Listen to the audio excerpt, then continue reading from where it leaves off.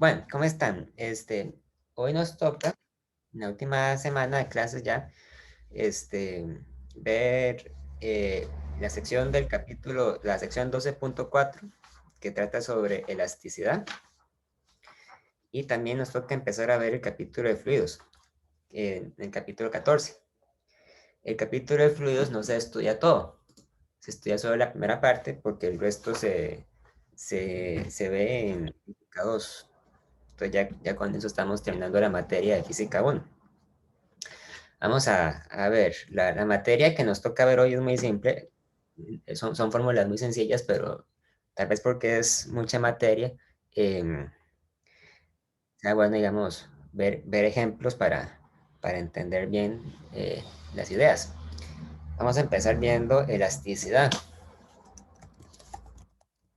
La elasticidad es la propiedad que tienen los cuerpos de cambiar de forma. Por ejemplo, uno piensa en una liga, ¿verdad? Una liga de escritorio es un objeto elástico porque tiene la propiedad de que cambia de forma fácilmente. Vamos a poner aquí, es la propiedad de cambiar de forma.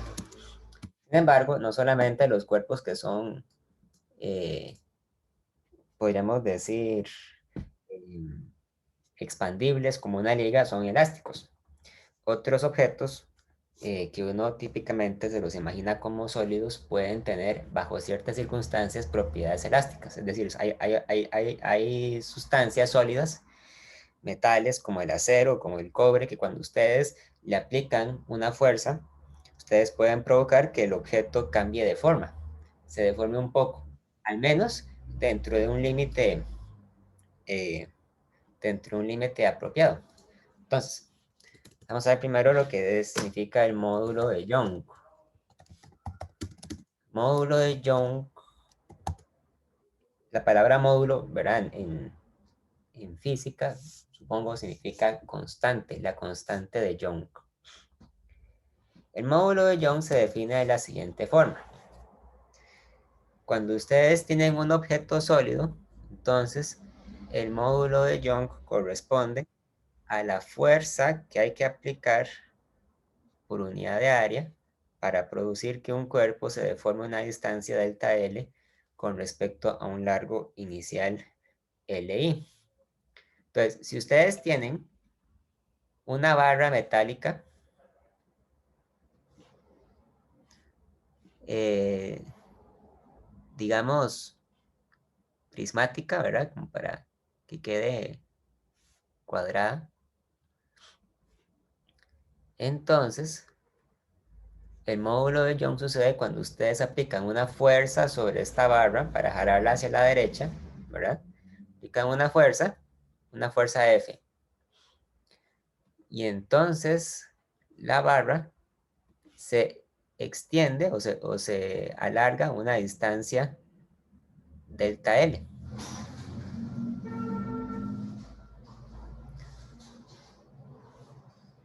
Entonces, esto sería el delta L, ¿verdad? La distancia extra que se extiende, mientras que el largo inicial de la barra era LI. Y el área sería el área transversal de la barra. El módulo de Young es una cantidad que se asume, se toma como si fuera constante, ¿verdad? Para, para cada sustancia, el módulo de Young se toma como una constante, aunque podría no serlo, ¿verdad? Ustedes pueden hacer que una sustancia se extienda más de la cuenta si aplican una fuerza excesivamente grande. Podrían, por ejemplo, quebrarla o romperla. En esos casos, donde ustedes, en lugar de estirar el objeto, lo rompen, ¿verdad? O lo quiebran, ya deja de ser un objeto que se someta a la fórmula de la ley de Young, porque ya está en un régimen donde no es válida. Vamos a ver, vamos a hacer una pregunta de ejemplo. Voy a hacer el problema 18 del capítulo 12. Eh, Les voy a pasar una foto por el chat de esa pregunta.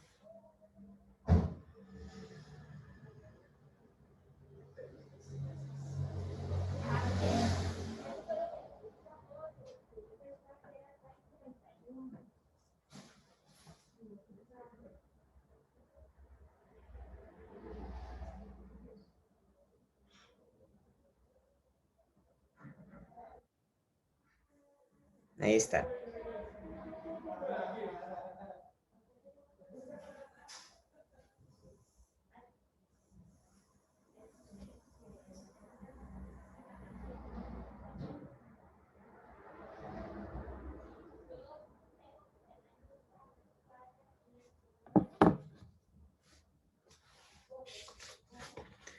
La pregunta dice, la pregunta 18 dice, un alambre de acero de 1 milímetro de diámetro puede sostener una tensión de 0,2 kilonewtons.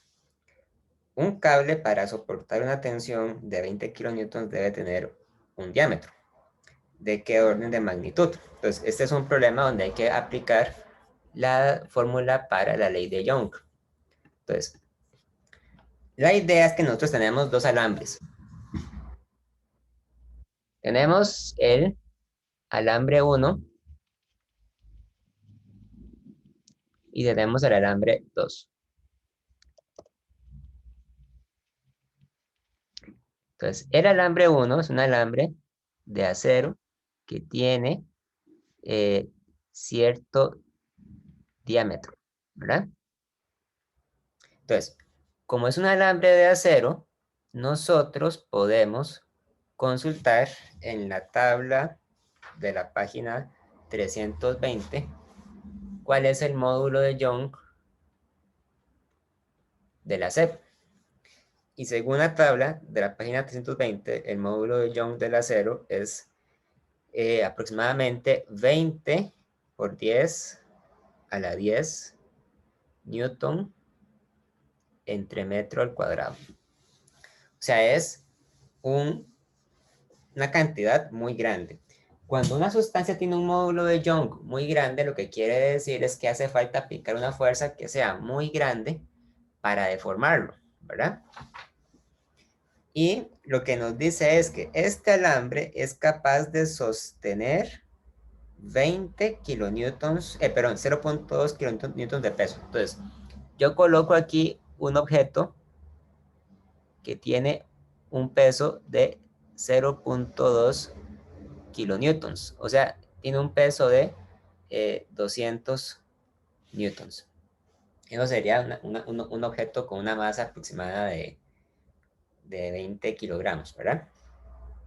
Entonces, la pregunta no dice realmente cuánta es el largo y cuánto es la distancia que se estira este alambre.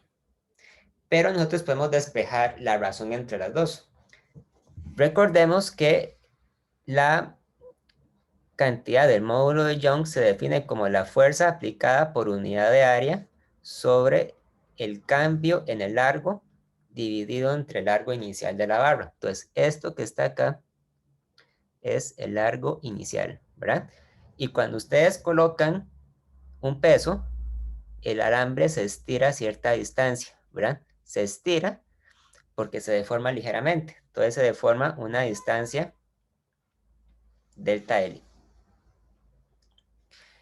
Si el alambre es circular, eso quiere decir que ustedes pueden calcular el área usando la fórmula para círculos, ¿verdad? Pi por radio al cuadrado, o bien pi por diámetro al cuadrado entre 4. Es importante que el área esté en unidades del psi. Entonces sería pi por el diámetro. El diámetro era de 1 milímetro. Entonces el diámetro es de 10 a la menos 3 metros. Entonces sería 10 a la menos 3 metros al cuadrado sobre 4. Entonces el área es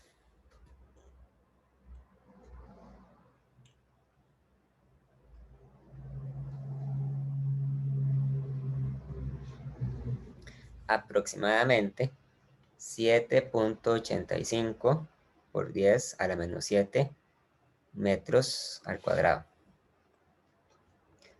Y cuando yo tomo la fórmula para el módulo de Young, yo la puedo utilizar para calcular cuál es la fracción que se estira el alambre. Delta L entre L inicial es igual a fuerza entre área dividido entre el módulo de Young, en este caso es para el acero.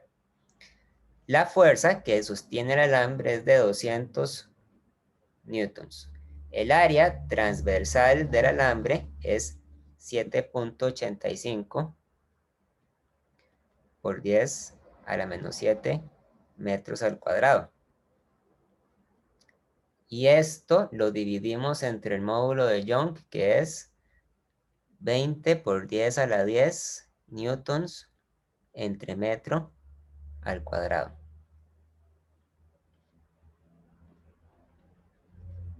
Entonces, delta L entre L inicial es de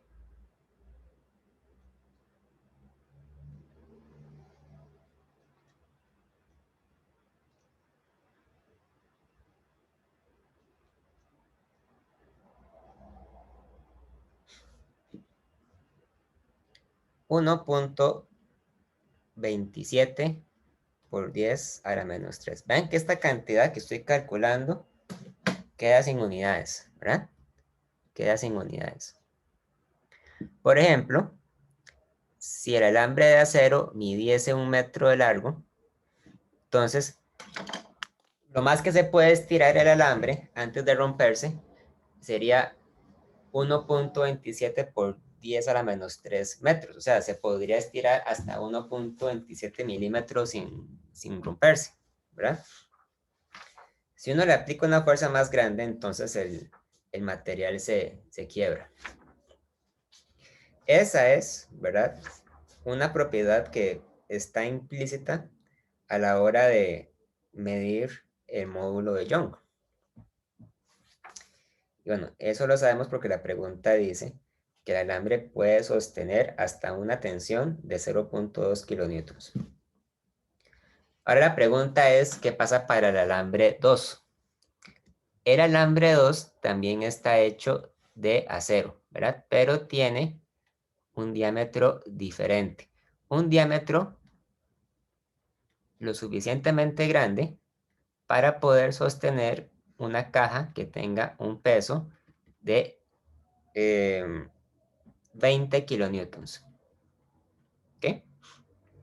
Entonces, este otro alambre de acero, por el simple hecho de estar hecho de acero, ¿verdad? Entonces va a tener que tener un gamma o un módulo de Young de 20 por 10 a la 10 newton entre metro al cuadrado, porque esa es la propiedad del acero, que ese es el módulo de Young.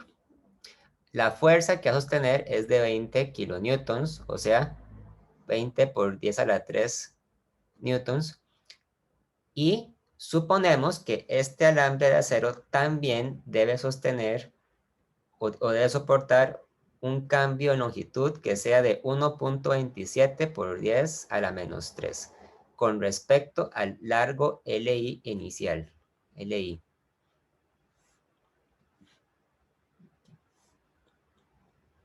Entonces, el módulo de Young se define como la fuerza entre el área, entre LI, perdón, entre delta L, entre LI. Entonces yo podría utilizar esta fórmula para despejar el área. El área debería ser igual a la fuerza entre el módulo de Young, entre delta L, entre LI. Entonces el área debería ser 20 por 10 a la 3 newton entre metro al cuadrado entre gamma. Gamma es 20 por 10 a la 10 newton entre metro al cuadrado. Perdón, aquí puse un metro al cuadrado que no debería haber, porque es solo una fuerza, ¿verdad? Ahí. Y esto lo dividimos entre 1.27 por 10 a la menos 3. Entonces el área es de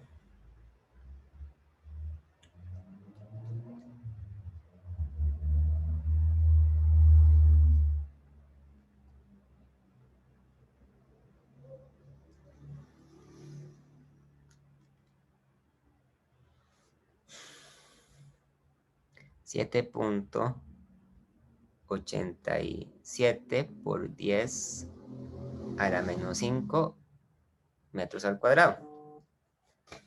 Y como el área es igual a pi por diámetro al cuadrado entre 4. Entonces el diámetro es igual a la raíz cuadrada de 4 veces el área entre pi.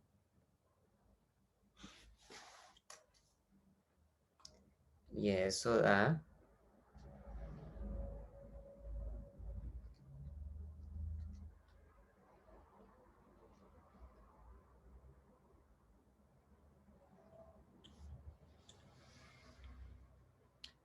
1.0 por 10 a la menos 2 metros o bien 1 centímetro. O sea, tiene que ser un alambre que tenga un ancho mucho más grande que el otro, ¿verdad? Intuitivamente uno entiende por qué, ¿verdad? Si usted quiere un alambre que sostenga un peso más grande, entonces debería ser un alambre más grueso, porque un alambre ligero es más propenso a quebrarse más fácilmente, con un peso menor.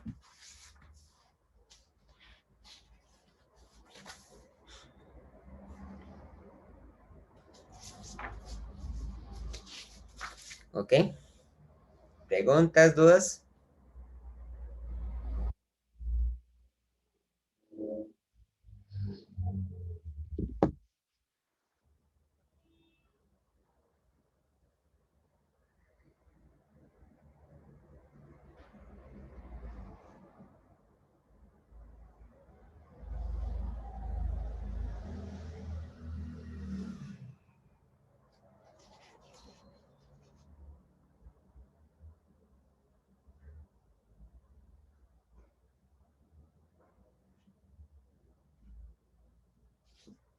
No.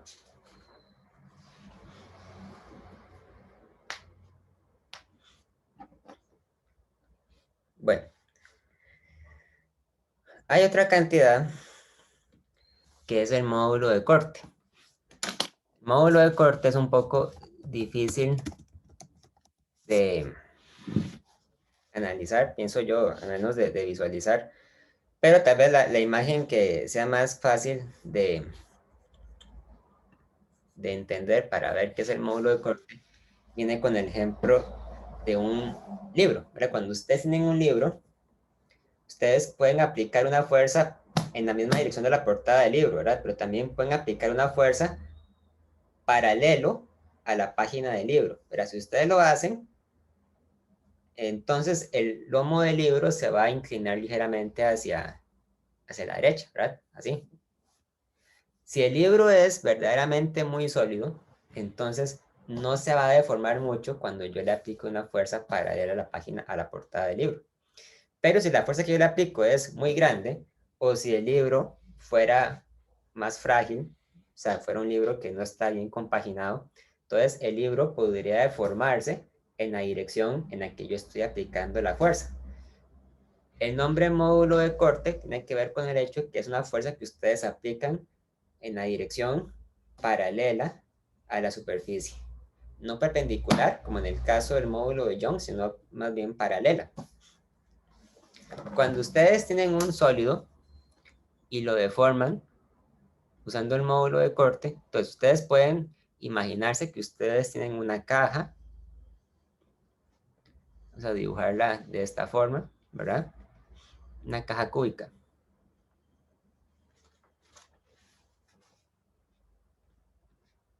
Entonces, ustedes aplican una fuerza y esa fuerza es paralela a la superficie de la caja. Eso es muy importante. Para que sea un módulo de corte, la fuerza tiene que ir dirigida paralela a la superficie. No puede ir en la misma dirección de la superficie, o sea, no puede ser perpendicular. Si ustedes hacen esto, ya no es módulo de corte, tiene que ser paralela. Vamos a decir que esta caja tiene una altura h. ¿Ok? Una altura h. Pero, aún y tiene un área transversal a. Entonces, cuando ustedes aplican esa fuerza, entonces la caja se va a deformar ligeramente hacia la derecha, de esta forma.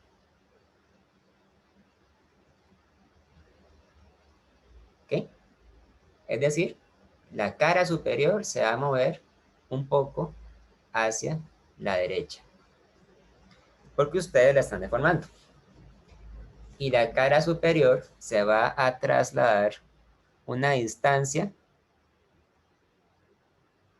delta X. El módulo de corte se nota con la letra S y es igual a la fuerza aplicada por unidad de área, pero en este caso es dividido entre delta X entre H. Entonces, una superficie que tenga, o una superficie que tenga un módulo de corte muy grande, se va a deformar muy poco cuando ustedes le apliquen una fuerza paralela. Pero es importante notar que el módulo de corte para un mismo material puede tener un valor diferente que el módulo de Young. En caso de dudas, revisen la tabla de la página 320. Vamos a hacer un ejemplo.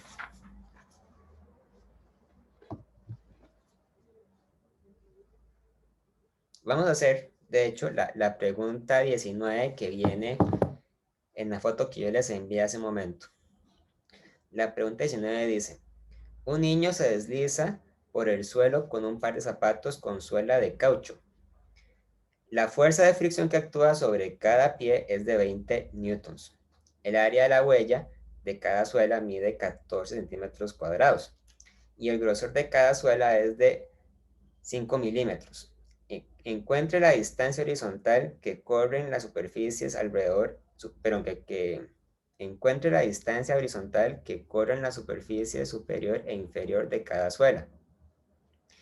El módulo de Young de corte de caucho es de 3 meganewtons entre metro cuadrado. Entonces, en este problema, nosotros tenemos, por decirlo así, la suela de un zapato, ¿verdad?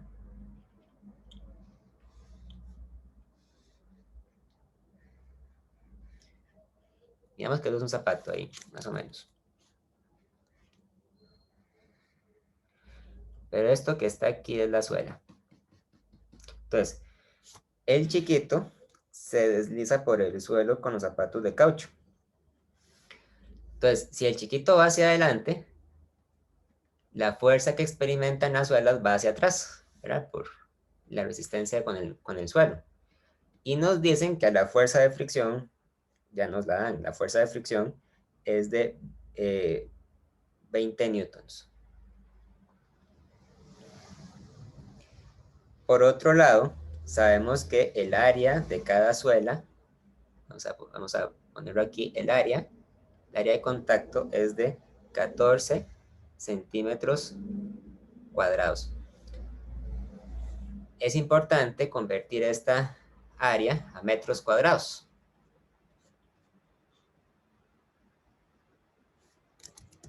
Un metro es igual a 100 centímetros, entonces esto elevado al cuadrado es 14 por 10 a la menos 4 metros al cuadrado.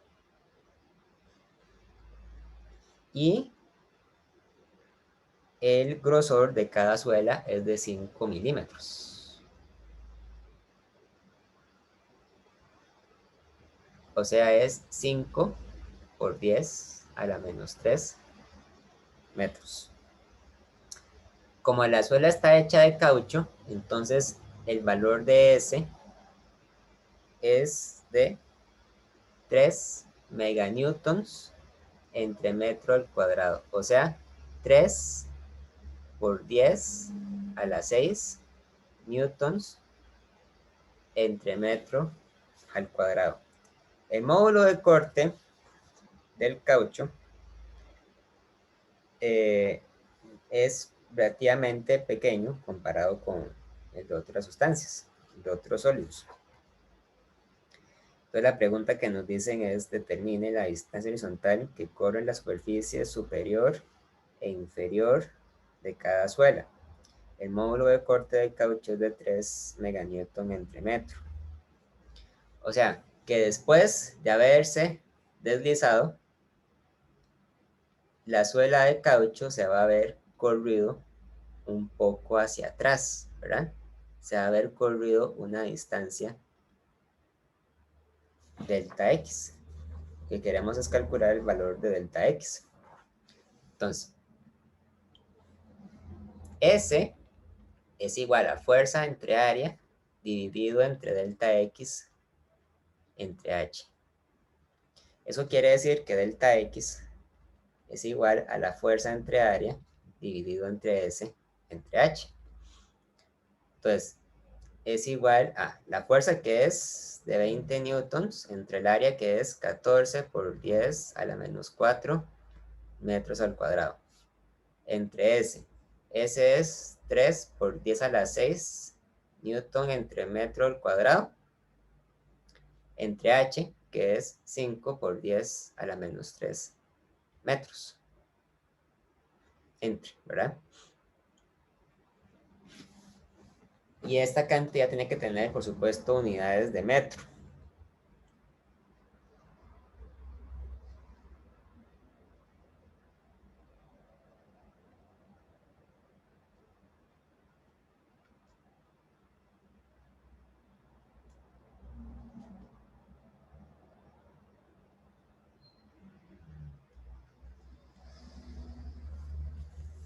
Se habrán corrido una distancia de 2.38 por 10 a la menos 5 metros. O sea, diríamos que se corrieron una distancia de 23.8 micrómetros. No es una distancia relativamente grande, ¿verdad? De hecho, es una distancia muy pequeña. Pero bueno, esa sería la distancia que se corren los zapatos o la suela de los zapatos cuando el niño se desliza por el suelo. ¿Ok? ¿Alguna pregunta, alguna duda?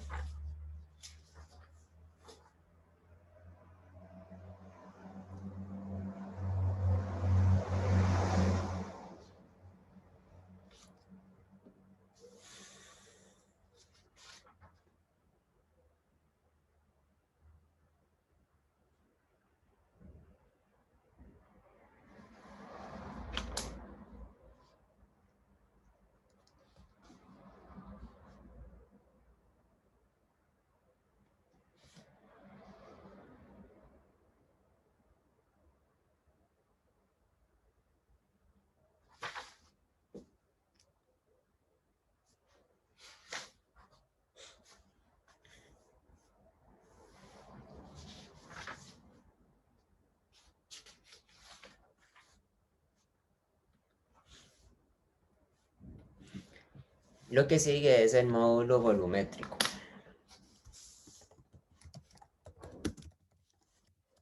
El módulo volumétrico lo que mide es de qué manera depende el volumen de un objeto cuando es sometido a una fuerza.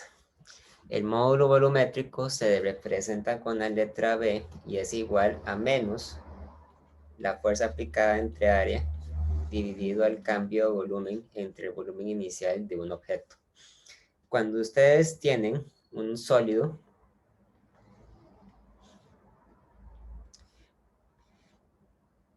y ese sólido se ve afectado por una fuerza que viene sobre todas direcciones, podríamos decir que la fuerza viene desde arriba, viene desde la derecha, viene desde abajo, desde la izquierda, viene desde atrás y viene desde adelante también.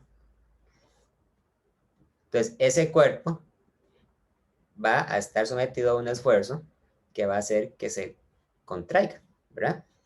Si no es un cuerpo que sea muy, muy resistente, entonces se va a comprimir. Y de ahí la importancia de definir el módulo volumétrico. El sólido, ¿verdad? Tendería a hacerse más pequeño. Esto es particularmente importante cuando uno estudia fluidos, porque sólidos o las sustancias que están sometidas a la presión de un fluido son cuerpos que podrían tender a contraerse debido a la fuerza que ejerce un líquido o un fluido sobre un sólido, que es algo que vamos a estudiar con más detalle en la siguiente sección.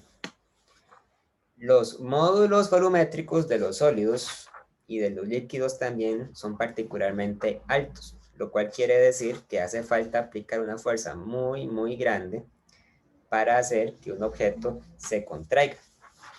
En cambio, para los gases, recuerden que los gases son sustancias que tienen la forma del recipiente que los contiene.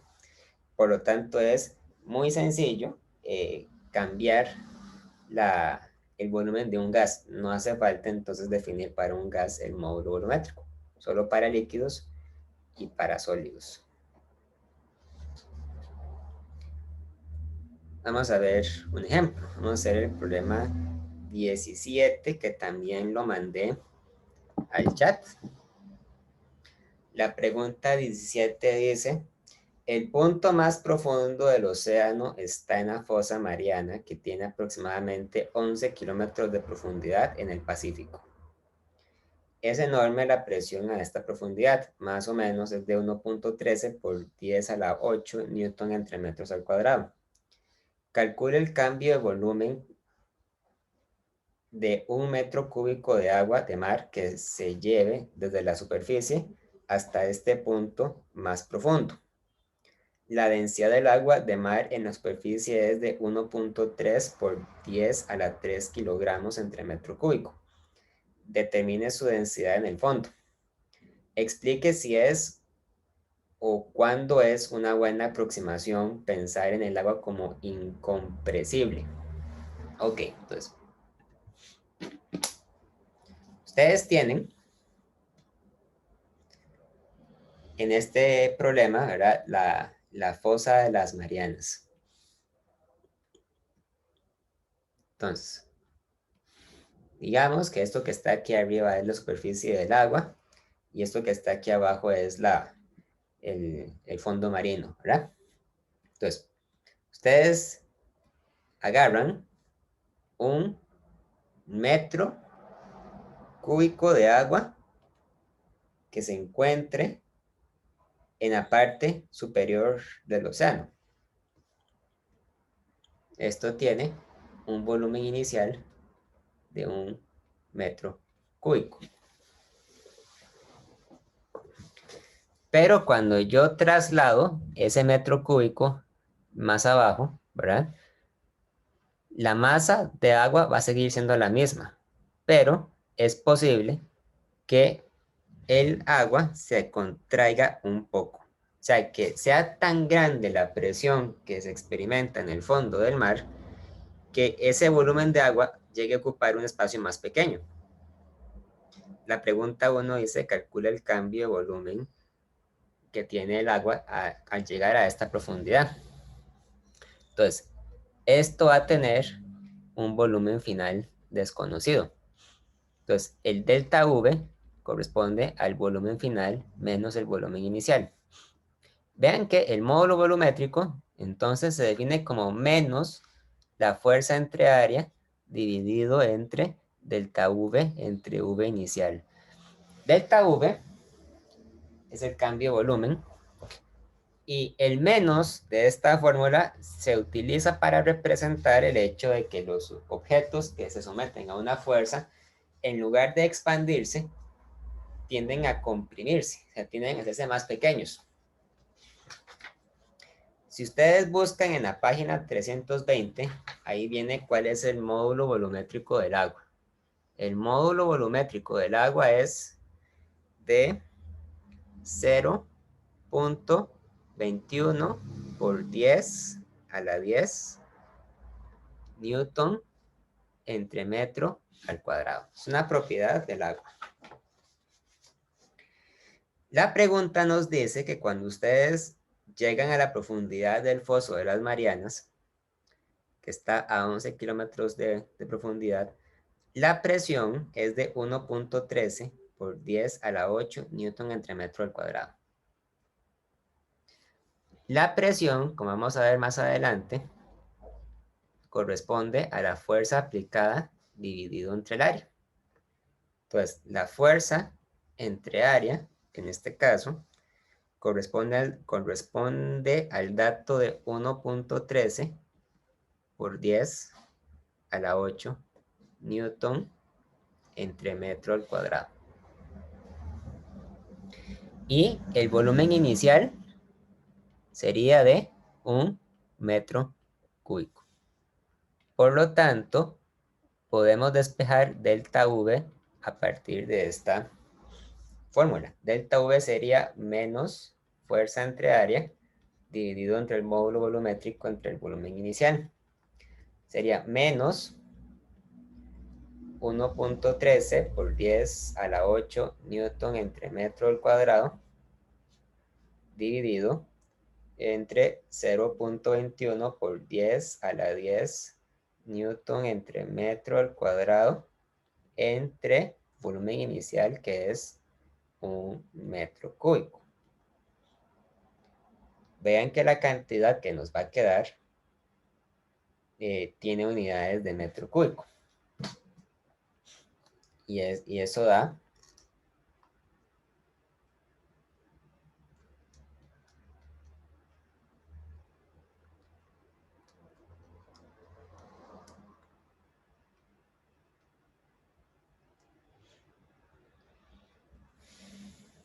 menos 5.38 por 10 a la menos 2 metros cúbicos.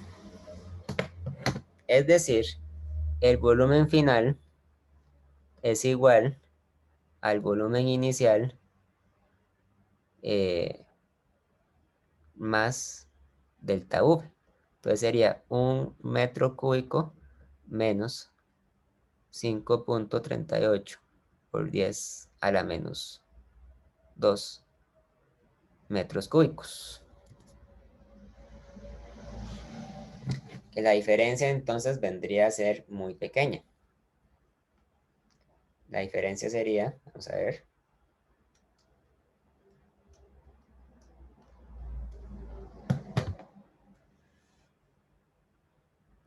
0.9462 metros cúbicos. Entonces el agua se comprime ligeramente cuando nosotros nos encontramos a una presión muy grande, como la que se encuentra, por ejemplo, en el fondo del océano o en el fondo de la fosa de las Marianas. La pregunta B dice, la densidad del agua de mar en la superficie es de 1.03 por 10 a la 3 kilogramos entre metro cúbico. Determine su densidad en el fondo. ¿Cómo se hace eso? Bueno, ya sabemos de qué manera es que el agua se contrae. Ojo, si el volumen de agua se contrae, eso quiere decir que la densidad crece. No disminuye, sino que crece. ¿Cómo lo sabemos? Bueno, muy fácil. Vamos a calcular cuánta masa tiene este metro cúbico de agua que yo saqué de la parte más alta del océano, utilizando para eso la densidad que se mide cerca de la superficie. Entonces, la densidad que se mide cerca de la superficie es de 1.03 por 10 a la 3 kilogramos entre metro cúbico.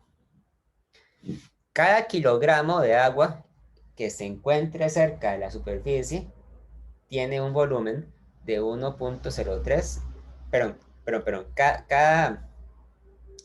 cada metro cúbico de agua que se encuentra en la superficie tiene una masa de 1.03 por 10 a la 3 kilogramos.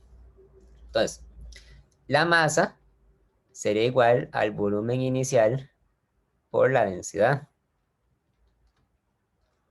Pongamos la densidad inicial para distinguirla de la densidad final.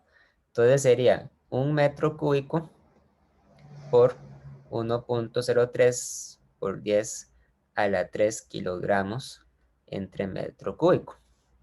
y por lo tanto la masa de ese metro cúbico de agua es 1.03 por 10 a la 3 kilogramos.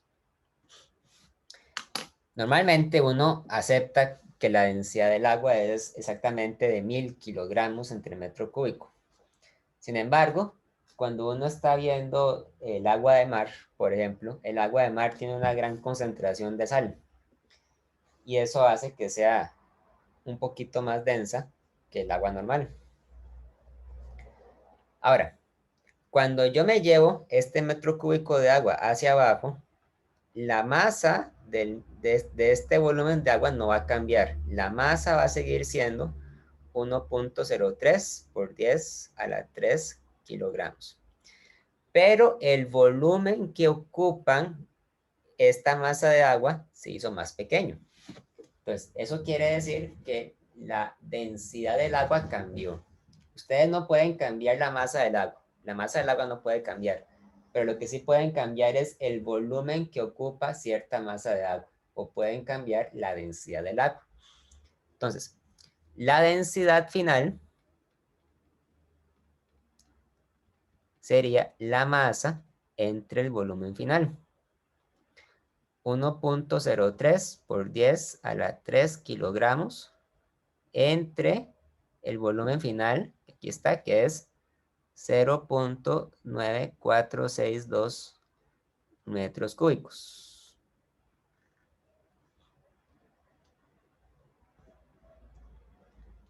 La densidad final, entonces, sería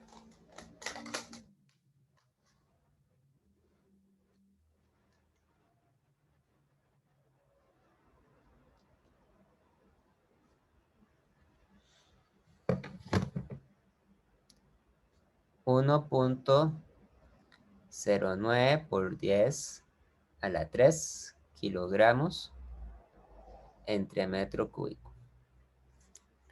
O sea, la densidad del agua en el fondo del mar es más grande que la densidad del agua en la superficie. Crece.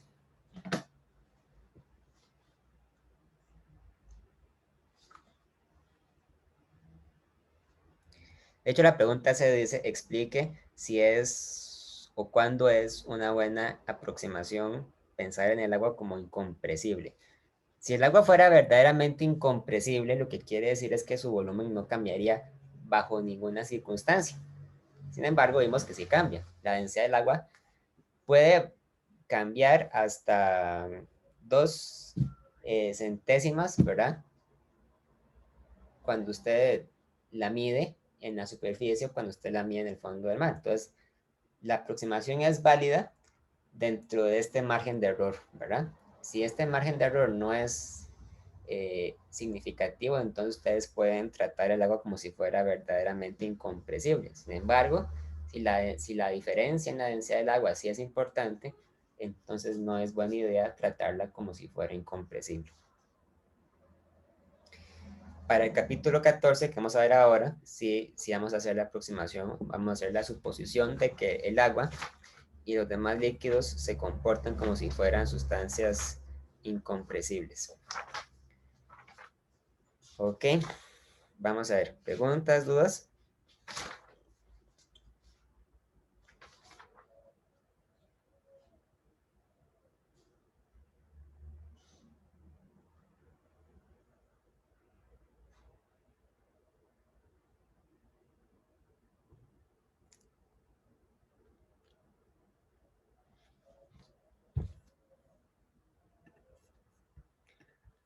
El capítulo 14 entonces trata sobre mecánica de fluidos, así se llama.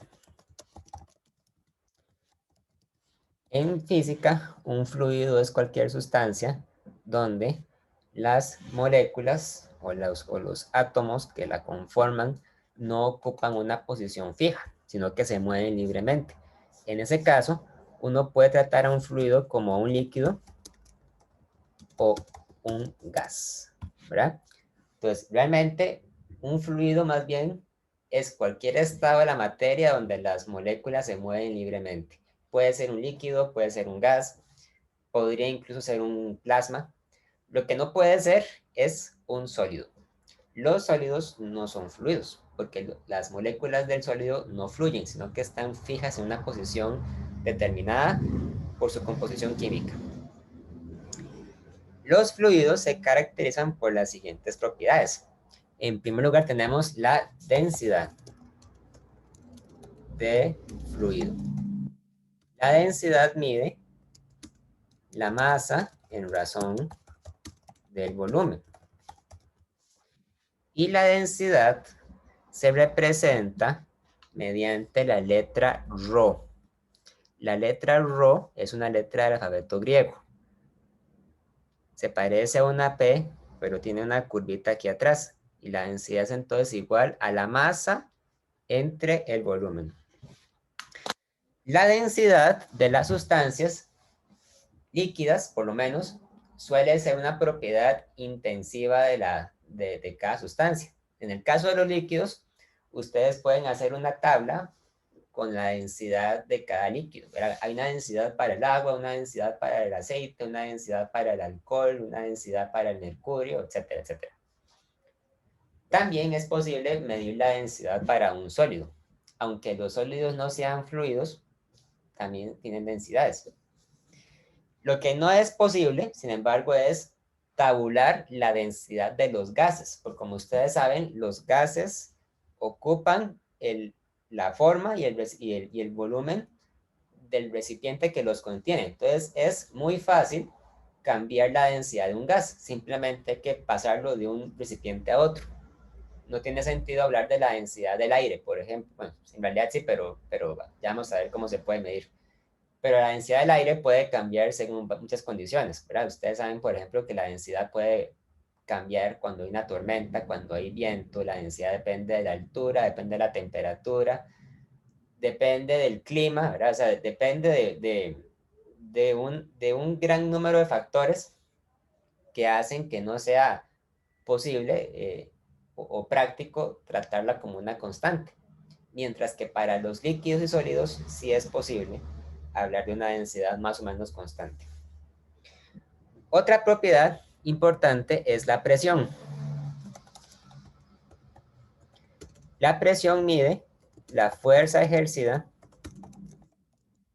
por unidad de área. Nosotros ya hayamos visto anteriormente, cuando estamos viendo el módulo de Young, que es la presión. Mide cuál es la fuerza ejercida por unidad de área. Vamos a hacer un ejemplo. Vamos a hacer el siguiente ejemplo. Calcule la presión ejercida en la suela de un zapato de una persona de masa de 70 kilogramos, asumiendo que la suela tiene un área de 14 centímetros cuadrados como el área de la suela del zapato del niño. Es decir, algo. Entonces, en ese caso, ustedes tienen a la persona, ¿verdad? Y tiene dos zapatos, uno en cada pie, ¿verdad? Entonces, cada uno de sus pies ejerce una fuerza sobre el piso. Como la persona tiene una masa de 70 kilogramos y tiene dos zapatos, entonces eso quiere decir que el peso de la persona se distribuye a la mitad en cada uno de sus pies. Por lo tanto, el pie de la izquierda sostiene una fuerza que es mg medios, mientras que el pie de la derecha sostiene una fuerza que también es mg medios. Ese no sería el caso, por ejemplo, si la persona se estuviera levantando con un solo pie, o si estuviera con un pie plano y el otro pie está de puntillas, ¿verdad? O estuviera sosteniéndose con el talón, ¿verdad? No sé. Asumiendo que está de pie normal, ¿verdad? Con los pies colocados sobre el suelo. Entonces, cada zapato tiene un área de 14 centímetros cuadrados. Eso es 14 por 10 a la menos 4 metros cuadrados. Entonces, la presión que sostiene cada pie es la fuerza dividida entre el área de cada pie. Cada pie lleva una fuerza que es mg medios.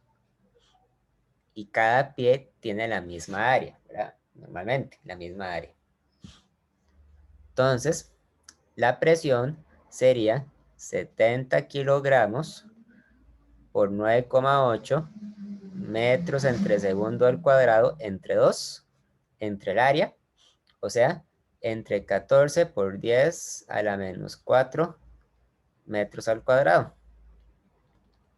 Y por lo tanto la presión sería de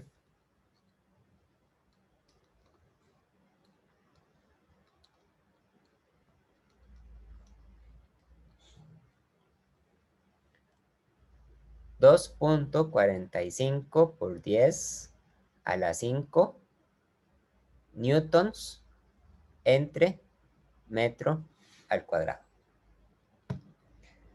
Si ustedes por alguna razón disminuyen el área con la que cada uno de sus pies se mantiene en el piso, lo que estarían haciendo es aumentar la presión, ¿verdad? O sea, vean que si ustedes se ponen de pie y se paran de puntillas, entonces sus pies siguen sosteniendo el mismo peso, pero lo hacen con un área menor. Entonces, lo que está aumentando no es la fuerza, sino es la presión, ¿verdad?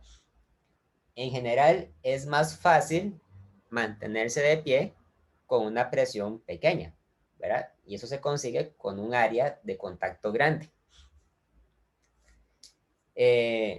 Si la pregunta hubiera sido, por ejemplo, que calculemos la presión ejercida sobre un par de tacones, ¿verdad? Los tacones son un tipo de calzado donde el área de contacto es menor, entonces probablemente la presión en cada tacón sería mayor. No porque el peso aumente, sino porque el área disminuye, ¿verdad? Ahora, la presión se mide en unidades del sí en newton entre metro al cuadrado. Pero esta unidad recibe un nombre especial en el sí. En el sí, la presión se mide en pascales. Pascales. En honor a Blaise Pascal, que fue un científico que estudió los fluidos. Un pascal se define entonces como un newton entre metro al cuadrado. ¿Okay? Y se escribe con una P mayúscula y una A minúscula. En ese caso, entonces, la presión que calculamos en el ejercicio anterior es de 2,45 por 10 a la 5 pascales. Se escribe así, pascales. De ahora en adelante, entonces, me voy a referir únicamente a la presión con la unidad de Pascal.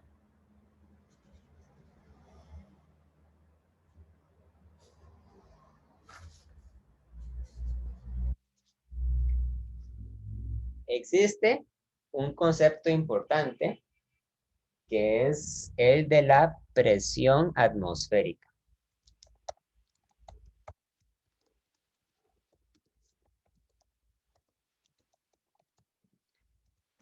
La presión atmosférica es la presión que resulta del peso del aire sobre nosotros, ¿verdad? Nosotros en nuestra vida cotidiana estamos acostumbrados a pasar por desapercibido el aire que nos rodea. Sin embargo, el aire que nos rodea está ahí. O sea, es una presencia a la que no le ponemos atención, pero que es muy importante para nuestras vidas. Y de hecho, la presión atmosférica es una cantidad muy grande, aunque nosotros normalmente no la notamos.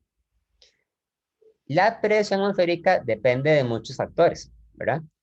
Por ejemplo, si ustedes van a una montaña, ¿verdad? Digamos que esto es una montaña y que aquí se encuentra el nivel del mar. Aquí, ahí está el mar. ¿Ok?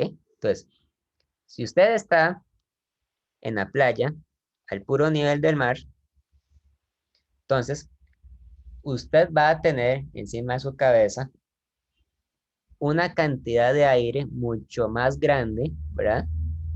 De la que podría tener una persona que se encuentra a medio camino en la montaña, ¿verdad? Esa persona sostiene una cantidad de aire que es un poco menor. Y para una persona que se encuentre en lo alto de la montaña, la cantidad de aire que tiene por encima de su cabeza va a ser todavía más pequeña.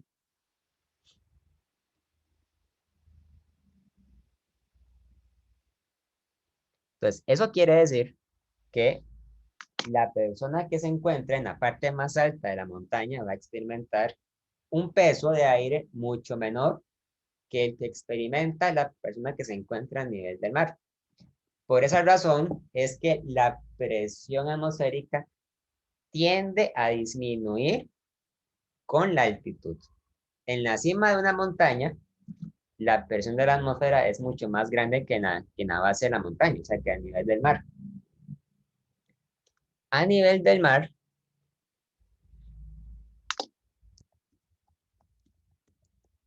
la presión atmosférica es aproximadamente igual a, entonces, la presión atmosférica la vamos a representar con una letra P y con un cero, y va a ser igual a 1.013 por 10 a la 5 pascales. 1.013 por 10 a la 5 pascales. Este dato es muy importante y lo vamos a estar usando de aquí en adelante para muchos problemas relacionados a la presión. ¿Qué quiere decir este dato? Bueno, pongamos un ejemplo. Si ustedes arman una mesa plegable en la playa y la mesa plegable tiene un área de 1 metro cuadrado, entonces eso quiere decir que la mesa sostiene un peso de 1.013 por 10 a la 5 newtons de aire. O sea, puro aire, ¿verdad? El aire que tiene por encima ejerce una presión y esa presión es la que llamamos la presión atmosférica. Obviamente, si ustedes suben a una montaña, la presión va a ir bajando, ¿verdad? Pero en general, no existe una fórmula sencilla que uno pueda utilizar para calcular de qué manera va a depender la presión con la altura, porque también depende de otros factores, ¿verdad? La presión depende de la temperatura, depende del viento, depende del clima, o sea, depende del tipo atmosférico. Por ejemplo, ahora, porque hablamos mucho acerca de las tormentas y huracanes, ¿verdad? Que vienen a nuestro país. eh, Ustedes pueden leer, ¿verdad? Que los huracanes suceden o las tormentas suceden por sistemas de baja presión, ¿verdad? O sea, porque hay regiones en la atmósfera donde la presión de repente desciende, ¿verdad? No tiene nada que ver con la altura, o sea, es un fenómeno climático. Entonces, el estudio de la presión atmosférica es un estudio bastante complejo, bastante eh, que depende de muchas cosas, ¿verdad? En eso se basa principalmente la ciencia de la meteorología. Sin embargo, nosotros para este curso, cuando nos retiramos de ahora en adelante a la presión atmosférica, vamos a suponer, por simplicidad, que nos estamos refiriendo a la presión atmosférica al nivel del mar. O sea, vamos a suponer que es una constante y que es igual a 1.013 por 10 a la 5 pascales. Este fenómeno, entonces, introduce una nueva unidad de medida. La presión también se puede medir como un múltiplo de la presión atmosférica.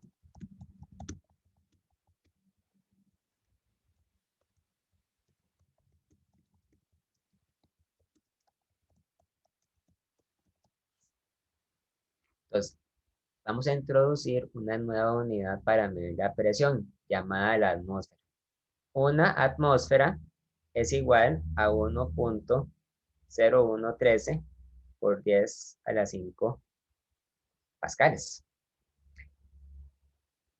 La atmósfera no es parte del sistema internacional de unidades, pero en algunos casos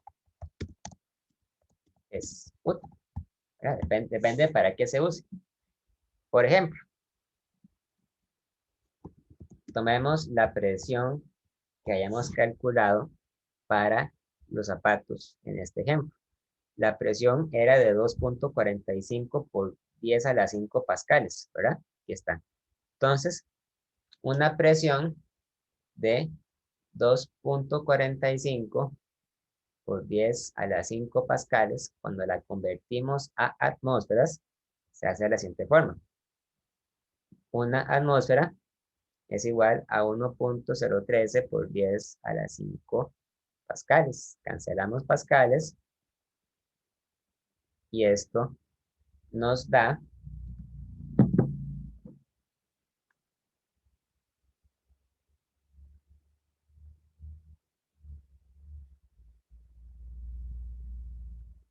2.41 atmósferas.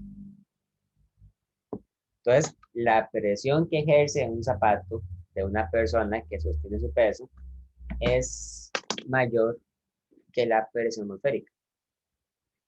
Varias veces mayor, pero más del doble. ¿Ok? Vamos a ver. ¿Preguntas, dudas?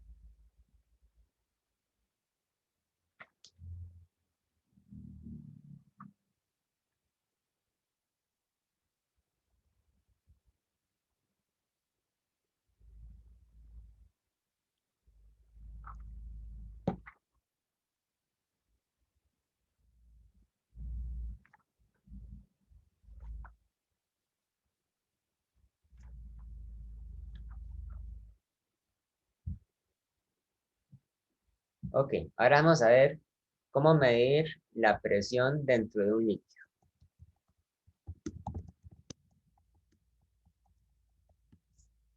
Supongan que ustedes tienen un recipiente, puede ser, por ejemplo, un beaker, como los de un laboratorio de química, ¿verdad?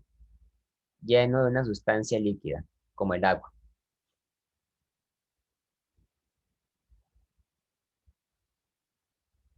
Y ustedes desean medir la presión en cierto punto dentro del agua, en el punto P. El punto P se encuentra a una profundidad H. ¿Ok? Entonces, el punto P se encuentra debajo del aire y se encuentra también debajo de cierta cantidad de agua. No se encuentra necesariamente en el fondo del agua, pero sí se encuentra debajo de cierta cantidad de agua. Por lo tanto, existe una columna de agua que se encuentra encima del punto P. Una columna prismática de agua, ¿verdad? Aquí está. Entonces, ese punto sostiene el peso de esta columna de agua. Es una columna que tiene entonces una altura H y tiene también un área A.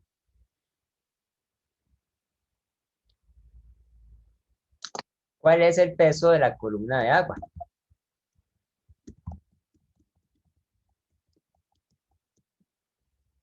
Bueno, el peso de la columna de agua se calcula como, digamos, F, se calcula como la masa de la columna por la gravedad, ¿verdad? Y la masa de la columna de agua depende de la densidad del agua o el líquido, ¿verdad? Por el volumen de la columna de agua, por la gravedad. ¿Y cuál es el volumen de la columna de agua? Bueno, el volumen de la columna de agua es justamente el área por la altura, ¿verdad? Porque es una columna prismática. Eso quiere decir que la fuerza que ejerce es la densidad por el área, por la altura, por la gravedad. Y por lo tanto, la presión que se mide abajo es igual a la fuerza entre el área. Es igual a la densidad por el área, por la altura, por la gravedad y dividida entre el área. Entonces, lo interesante es que en esta fórmula ustedes cancelan el área, ¿verdad? Y es igual a la densidad por la altura, por la gravedad. En otras palabras, lo que quiere decir es que la presión dentro del agua o dentro del líquido no depende del área de la columna, pero sí depende de la profundidad a la que se encuentra. A mayor profundidad, mayor va a ser la presión. Sin embargo, no podemos ignorar el hecho de que encima del agua sigue habiendo una masa de aire. Sigue habiendo,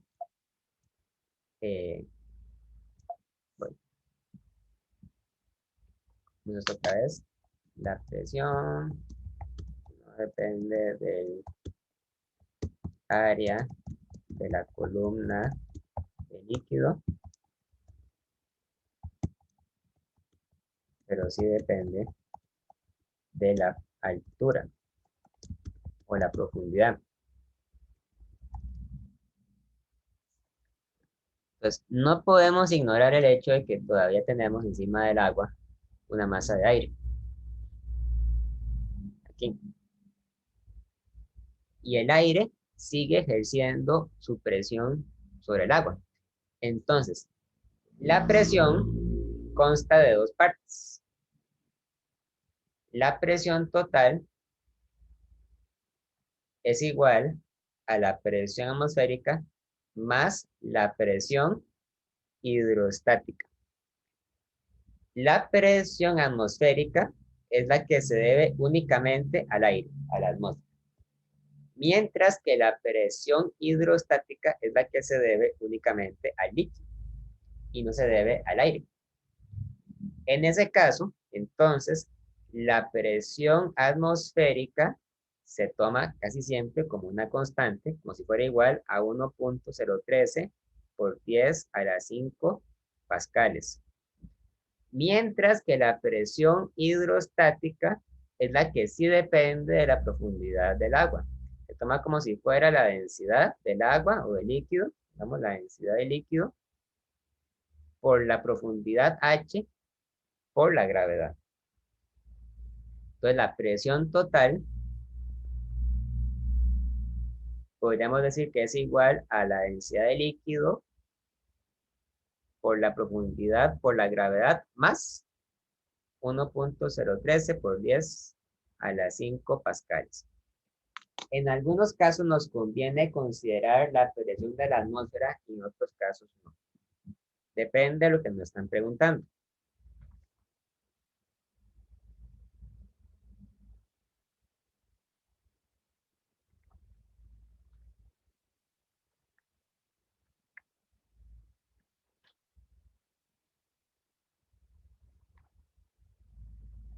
¿Ok? Vamos a ver un ejemplo.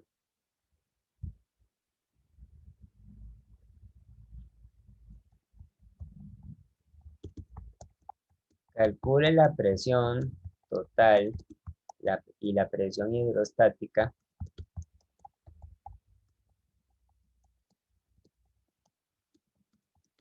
en la profundidad de una piscina de 2 metros de hondo.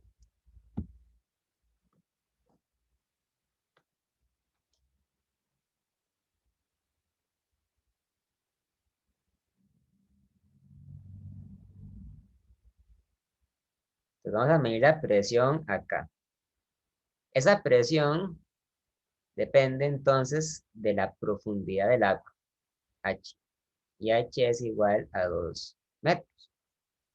Las piscinas se llenan de agua y la densidad del agua es igual a 1000 kilogramos entre metro cúbico. Si fuera agua que no es pura, como por ejemplo si fuera agua con sal, como el agua de mar, la densidad del agua podría ser mayor. De hecho, la densidad del agua de mar suele ser alrededor de 1030 kilogramos entre metro cúbico. Entonces, calculamos primero la presión hidrostática. La presión hidrostática es igual a la densidad del agua por la altura, por la profundidad, por la gravedad. Entonces, es igual a 1000 kilogramos entre metro cúbico por 2 metros por la gravedad, que es 9,8 metros entre segundo al cuadrado. Cuando ustedes hacen esta operación, ustedes multiplican kilogramos entre metro cúbico por metro entre segundo al cuadrado, y eso debería darles unidades de presión, o sea, debería darles pascal. Es igual a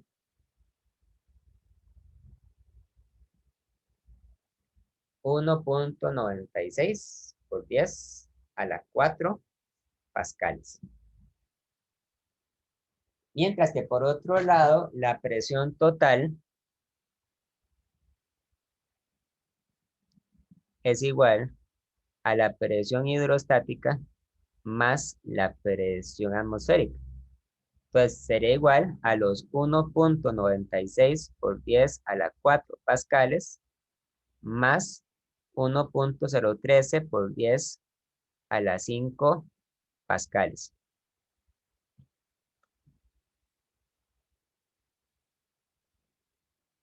Y eso da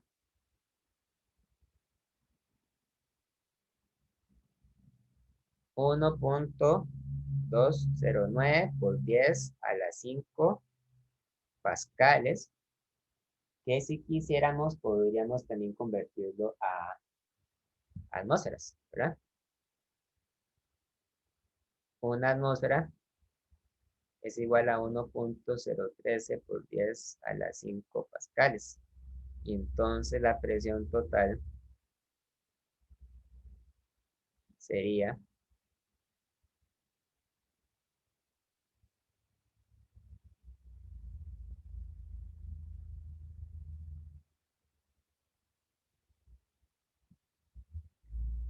1,19 atmósferas. O sea, es un poquito más que la presión atmosférica normal.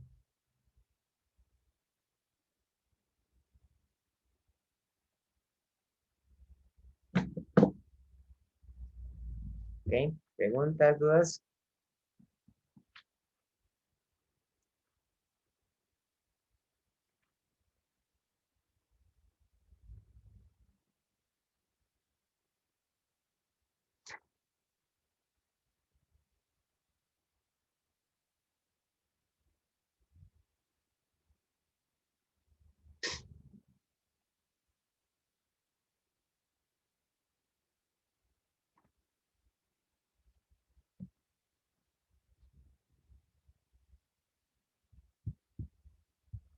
Hay un tema muy importante que es el principio de Pascal.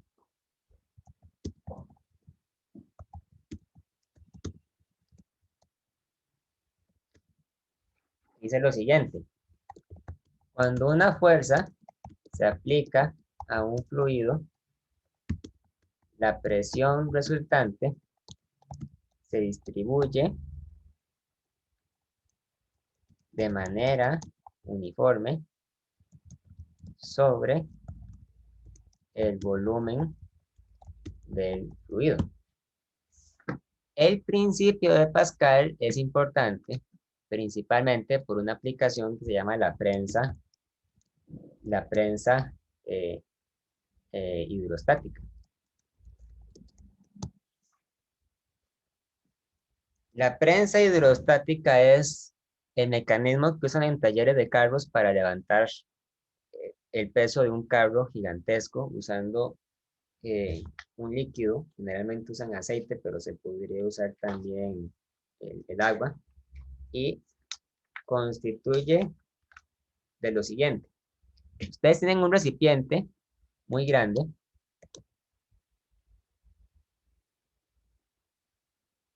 que tiene dos aberturas arriba. Una abertura es muy delgada, mientras que la otra es más gruesa. Y cada una de esas aberturas tiene un, eh, un pistón. Un pistón es una tapa que se levanta y que puede bajar. ¿Ok? Mientras que el resto se encuentra lleno de un fluido, de un líquido. Puede ser agua, puede ser aceite. La idea es que este líquido es incompresible, o sea, que su volumen no cambia. Entonces, naturalmente, si ustedes vienen y aplican una fuerza para bajar este pistón, ¿verdad? Una fuerza F1, entonces el pistón de la derecha va a subir. Tiene que subir, ¿verdad? Porque tiene que subir porque de otra forma no lograríamos hacer que el volumen de líquido se mantenga constante. Entonces, cuando una sube, la otra baja. Y viceversa. Cuando la otra baja, la primera sube. Pero las fuerzas no son la misma. Porque este pistón tiene un área 1, mientras que este otro tiene un área 2, donde el área 1 es mucho más pequeña que el área 2. El área 2 es mucho más grande que el área 1. Entonces, si yo sé cuáles son las áreas, ¿de qué manera podría calcular entonces la razón de las fuerzas? Bueno, muy fácil. Del lado izquierdo tenemos una presión 1 y del lado derecho tenemos una presión 2. Entonces, el principio de Pascal lo que dice es que la presión del lado izquierdo debe ser igual a la presión del lado derecho. Y como la presión del lado izquierdo es igual a la fuerza entre el área y la presión del lado derecho es igual a la correspondiente fuerza entre el área, entonces quiere decir que la fuerza F1 entre el área A1 es igual a la fuerza F2 entre el área A2. Y por lo tanto la fuerza F1 es igual a el área A1 entre el área A2 multiplicada por la fuerza 2. Como el área 1 es más pequeña que el área 2, pues esto es menor que la fuerza F2. Y puede ser mucho menor. La idea de un mecanismo como este es que ustedes pueden aplicar un peso muy grande sobre el pistón del lado derecho, como por ejemplo un carro, ¿verdad? Un carro es un peso gigantesco.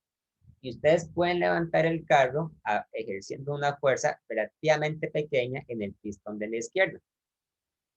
¿Ok? Vamos a ver un caso. Tenemos un ejemplo.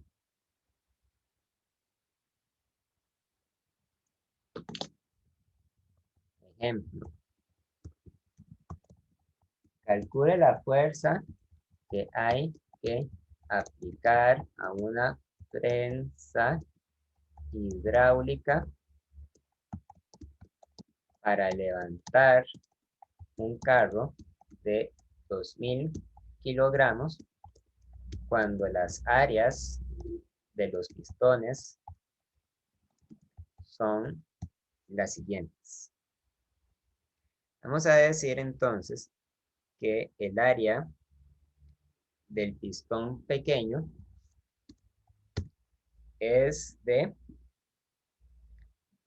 100 centímetros cuadrados, mientras que el área del pistón grande es de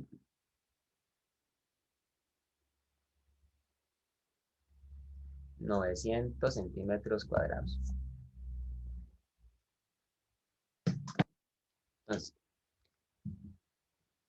En la prensa hidráulica, nosotros tenemos, ¿verdad? Lo siguiente.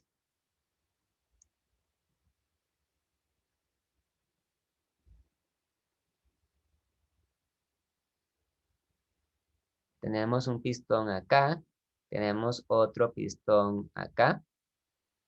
Ahora, el pistón grande se usa para levantar un carro.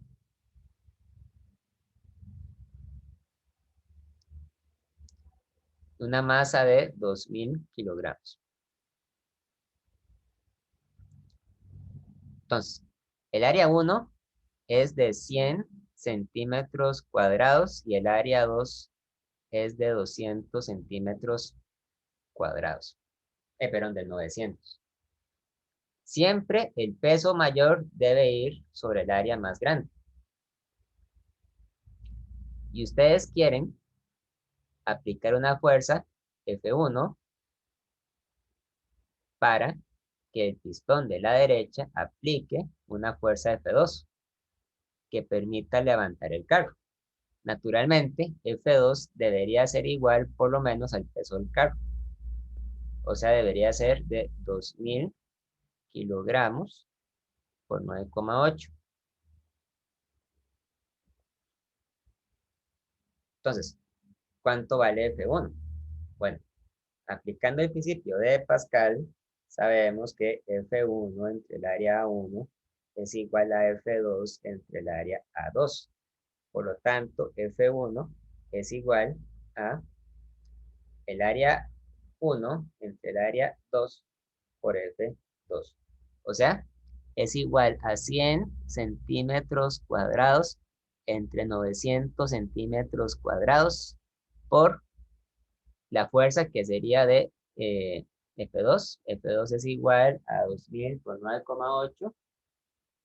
Es igual a 19.600 newtons. ¿Ok?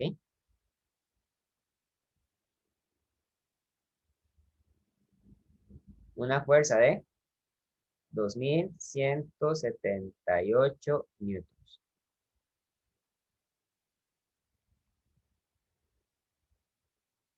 Una fuerza así se podría conseguir colocando un peso de 222 kilogramos, por ejemplo, que no es tan difícil de conseguir, ¿verdad? O sea, se puede lograr. Pues para levantar un carro hay que colocar un peso relativamente pequeño del otro lado.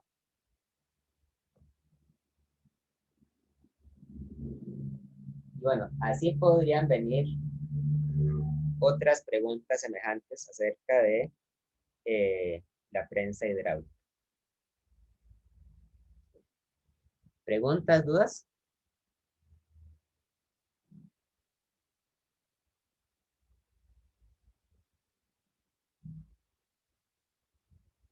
Profe, y no importa qué líquido se use. No, no depende de las propiedades del líquido. Lo único importante es que hay que asumir que el líquido no se va a comprimir, ¿verdad? Podría ser agua, podría ser aceite. En los talleres utilizan aceite por una cuestión de que el aceite facilita el movimiento del pistón, pero realmente, digamos, en teoría no debería importar el tipo de líquido.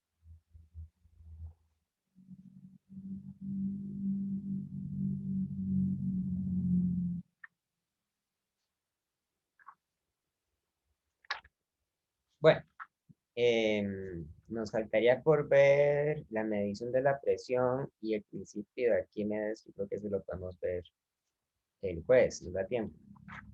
Entonces, si no hay más dudas, dejemos la clase de hoy hasta acá.